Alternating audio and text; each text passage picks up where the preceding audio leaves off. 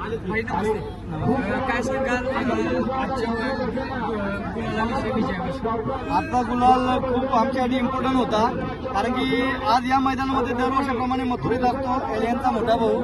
पण आज एलियन नाशिकवरनं तात्काळ एक मैत्री खातीर, ब्रह्मा पळवांची आणि माझी मैत्री आहे, त्या मैत्री खातीर या मैदानामध्ये आलो. आता इथून मराठवाड्याला चाललोय. एलियनचा मोठा भाऊ आहे, मराठवाड्याला पळणार आहे छत्रपती संभाजीनगरला, लखन आणि मथुर.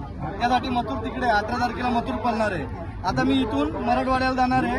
आमची संपूर्ण टीम, भैया असतील, सागर भाऊ असतील, बंड्या असेल, सगळे आमची सगळी टीम सगळे जाणार आहेत, सगळे पोरं. आज खूप आनंद वाटतोय, आल्यासारख्या कपाळाला गुलाल लागला. एक एलियन विषयी काय सांगाल? कुठेतरी मथुरचा भाऊ म्हणून जबरदस्त होते म्हणाला. तिथे काय हरकत नाही. ऊन सावळी आयुष्यामध्ये येत असते.